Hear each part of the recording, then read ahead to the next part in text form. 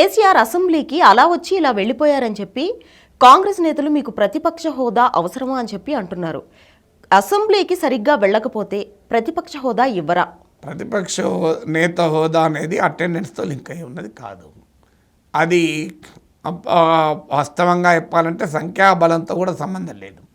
కానీ ఈ మధ్య కాలంలో విశ్లేషణ 10% ఉండాలి అని ఆర్గ్యుమెంట్ ఉంది. అది కోర్టులో ఉంది, తేలాలి. ఇప్పుడు ఆల్రెడీ జగన్మోహన్ రెడ్డి హైకోర్టుకి వెళ్ళాడు కనుక హైకోర్టు స్పీకర్ను ప్రభుత్వానికి కూడా వాళ్ళ స్టాండ్ చెప్పమన్నది.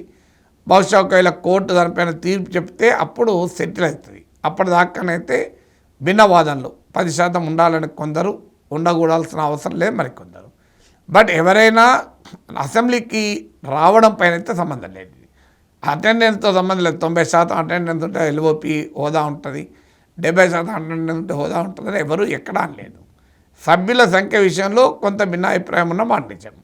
అందువల్ల బీఆర్ఎస్కు 39 మంది ఎమ్మెల్యేలు ఉన్నారు. అందులో 10 మంది పోయినా ఇంకా 29 మంది ఉన్నారు. 29 మంది ఎమ్మెల్యేలు ఉండగా ఇక అటెండెన్స్ కేసీఆర్ సభకు వచ్చాడా రాదా అన్న దానిపైన ఈరోజు పొజిషన్ ఆధారపడి ఉంటుందా? అసలు సంబంధం లేదు ఈ రెండింటికి కదా. అయితే అదే సమయంలో కేసీఆర్ సభకు రాకూడదా, లీగల్గా ఎల్ఓపి స్టేటస్ సంబంధం లేదు. కానీ పొలిటికల్గా మాత్రం ప్రధాన ప్రతిపక్ష నేతగా ఉండి సభకు రాకపోతే ఎలా?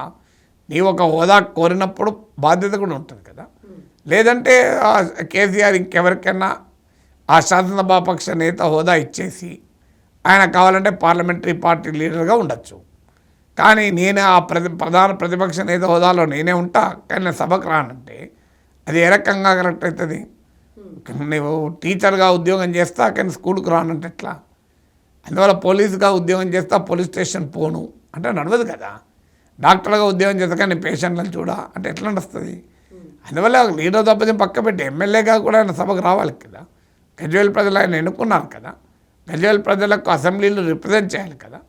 అందువల్ల ఖచ్చితంగా కేసీఆర్ వెళ్ళాలి. వెళ్ళకపోవడం అనేది మారల్గా పొలిటికల్గా కరెక్ట్ కాదు. కానీ లీడర్ ఆఫ్ ద అపోజిషన్ లీడర్స్కు దానికి సంబంధం లేదు.